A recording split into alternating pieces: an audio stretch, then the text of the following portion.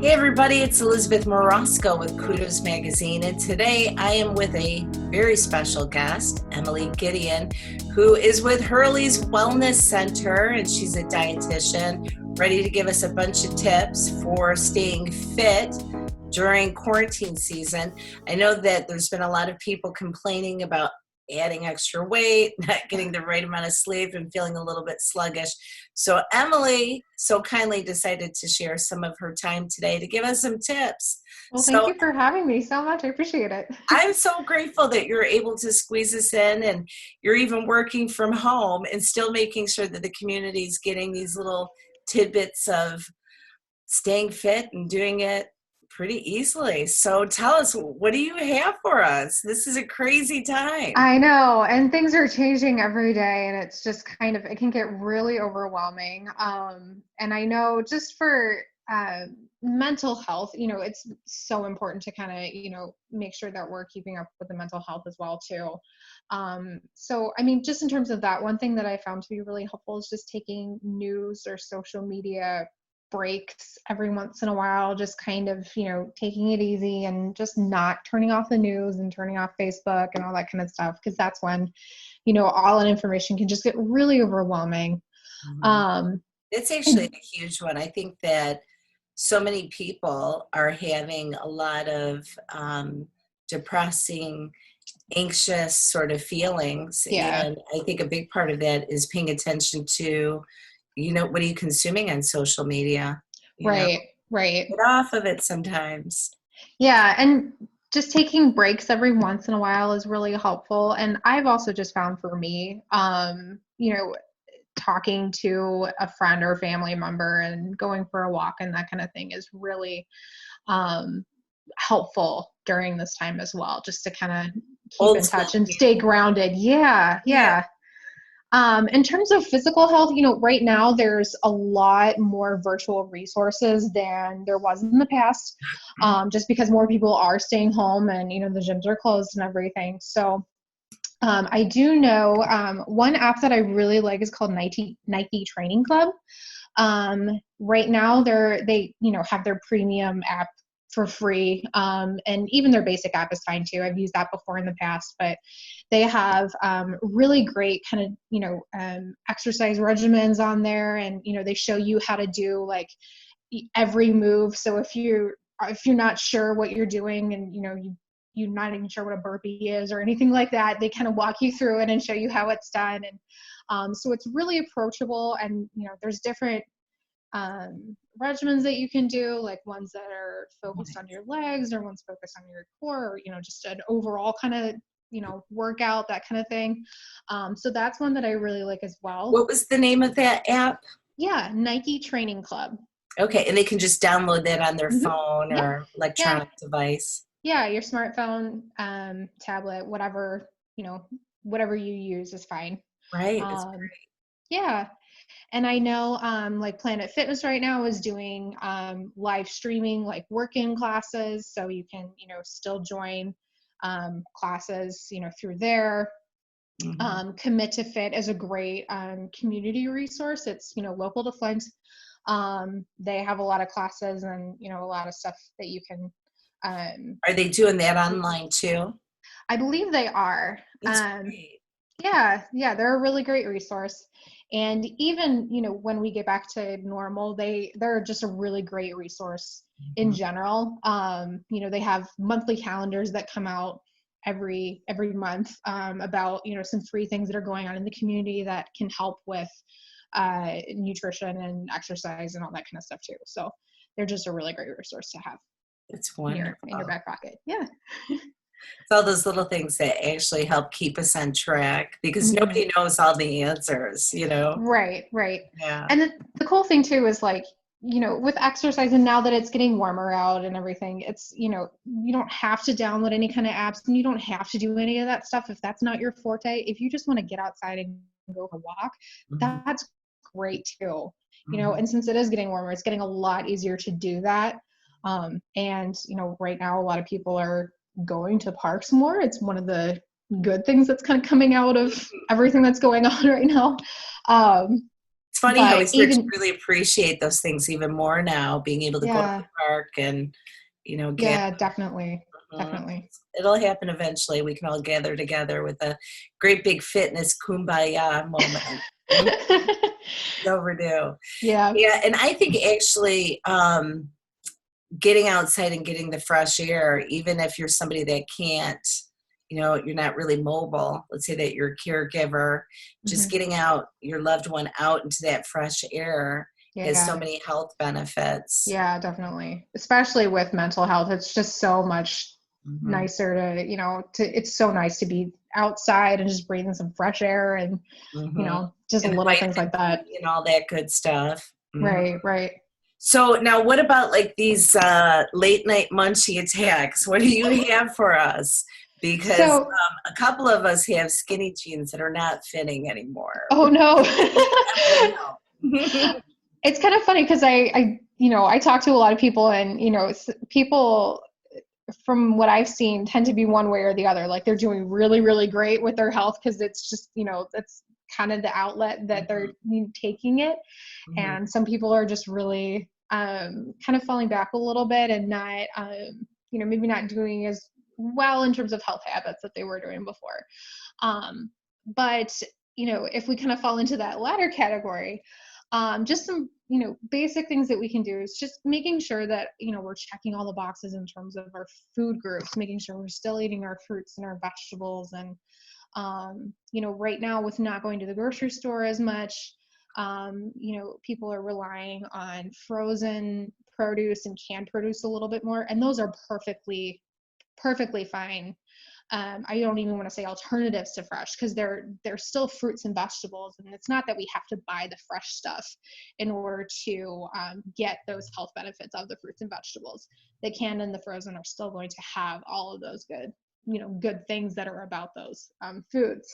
It's kind of reassuring because Yeah. fresh, it's great that we buy a lot of fresh fruit at our house, but it can only last so long. So Right. being able to have some of those canned foods. But, one of the things, though, with canned fruit that would concern me is how much sugar or syrup is in there. So are there alternatives to that? So with canned fruit with canned fruit, basically, there's a couple different, ways you can buy it. You can get it in the heavy syrup or, and that kind of thing. But if having it they also sell it in water or juice. Oh. And if that's available too, that's definitely a healthier option Mhm. than the one that's in heavy syrup. But, even if, we go to the grocery store and the kind that's in heavy syrup is all that's available, that's okay. It's better than not getting any fruit at all. Absolutely. Right. Um, Absolutely. Everybody's just kind of doing their best right And now, you and know this what? is It does kind of taste like a dessert. It's a healthy I version of know. a dessert, you know, versus cake. You Yeah. cake. And when it comes to, the late night munchies, and this is kind of something that even I've seen and have experienced too with even before everything. Um, but what happens a lot of times is if we undereat and kind of, restrict ourselves a little bit too much during the day, our body tries to make up for it in the evening time and after dinner and that kind of thing, where, we're really, really good during the day but then the night's kind of where it becomes a little bit of a problem. Maybe we're not paying as much attention or we're underfeeding ourselves during the day and our body's trying to like make up for it. Um, and this Versus happens. our raging attack of feed me, Yeah, is that plant feed me Seymour. right. And we see this with, even I would struggle to find one person who hasn't experienced this, but even as young children, if let's say we skip lunch or, something like that, we go home from school, we start snacking and then we just don't stop. And then it's dinner time and then we have that full meal. And it's just like from, 3 p.m. until 6, 7 p.m. It's just eating the whole time. And that's basically our body trying to make up for what, happened earlier in the day. So making sure that we're getting enough food during the day is going to be really important. And then if, having those, late night munchies at night are still kind of a problem, it's really helpful to pre-portion our snacks and kind of say, okay, I'm pouring myself a bowl of chips or a bowl of pretzels, and I'm going to take this to the couch and eat this while I watch TV. And and that's instead of eating just straight out of the bag. Because when we Yeah. start eating straight out of the bag, that's kind of when we start losing Yeah. track of, and then it becomes like a mindless thing. And that's where we can kind of run into some problems too. So. Right. It's actually a good idea. And I think it makes you more aware instead of, as you're saying, being mindless about what you're eating. It makes you very present to what you're eating. And in fact, I remember even as being a mom, raising kids, and you're making lunches and, a little bite here and a little bite there, and you wonder why you're not hungry. Well, it was because you consumed an entire meal while prepping. And I think that those little things are really important because it puts you center and present instead of just being, especially now, like, are you noticing like all the days are blending? Yes. Monday feels like Friday, Friday feels like Monday. Yes. So it does kind of make you present, very aware of, I am eating what? Yeah. The whole bag of chips, you get one bowl. Right. And even That's if you right. And even if you finish that bowl and you want to go back and get another one, don't deny yourself that. That's okay. It's at the very least getting those individual servings are making ourselves more aware of what our portions actually are during that time. And that's a really good, important first step to kind of seeing, does this need to kind of get it under control, and, how am I doing with this, that kind of thing. So. That's awesome. Yeah.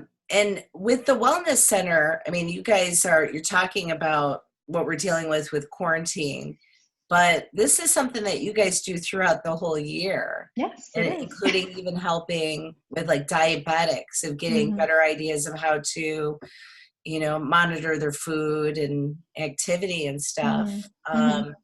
So are you finding that, are you getting more connection from people that are your normal clientele coming to you with concerns, or is everybody just kind of like mellow for the moment? Yeah, no. Some people are, preferring to wait to talk to a dietitian, myself, in person, and that's totally fine. Some people I am seeing, through like Zoom or Google Meet or just on the telephone too. I've done, quite a few phone visits, and those have definitely a value that I don't know that I would have realized had I not started doing this. That's wonderful. Because when you're talking to somebody who's in their own home, in their own environment, in their own settings, they can go to their pantry and pull out their peanut butter, their snacks, their chips, their whatever, look at their labels and see, okay, what, and I'll kind of walk through it with them, and it's just kind of grounds them a little bit instead of having so much disconnect. I'm sorry, I didn't mean to interrupt you. Yeah. Say that again. It just kind of grounds people into, where they are, instead of, there being a disconnect, physically with my office and their home, and, the time that it takes in between, and, all that kind of stuff. So. Yeah, I was saying that was like being very personalized, like you're really getting to understand, what your patients are, dealing with on the everyday. Yeah. So that's kind of cool. The reason why I asked about the diabetes is I know that stress has a tendency to actually raise blood sugar, and it can have all kinds of different negative impacts. So being able to reach out to a dietitian is kind of key, especially if you have one of those long-term health conditions. So I think it's pretty cool that the hospital has made it where a dietitian is available by Zoom. Yes. And especially with, people who have diabetes or chronic conditions like that, our primary goal has kind of, shifted into keeping these people out of the hospital. That was always important to us, but it's especially important right now. Yeah. And if we can do something to keep a person out of the hospital and, reduce their exposure, that's kind of our mission right now. That's what we're really, really striving to do. So yeah, that's wonderful. And it's kind of neat, like how all these little things contribute to us keeping our communities healthy. And I mean, keeping the head counts down at the hospital, but these things on the back end. that seem small are actually huge. Mm-hmm. So yeah, so you're kind of like a superstar. Eat your sugar low and burn your fat. So Emily, later on, if somebody like this blows over, Mm-hmm. and not if, when, because this will Right. too. Thank you. Passes. And let's say that you had somebody that had, you know, a heart condition or they're diabetic. Mm-hmm. Where can they go to connect with you to get more information? Sure. Yeah. A good first step is always just to go to your doctor, and, you know, maybe mention that you want to see a dietitian, and they can send in a referral to myself or another dietitian in the area. Mm-hmm. And, you know, depending on what insurance covers, we may be able to see you, you know, several times or maybe just once. You know, it really just kind of depends. Every insurance is different, of course.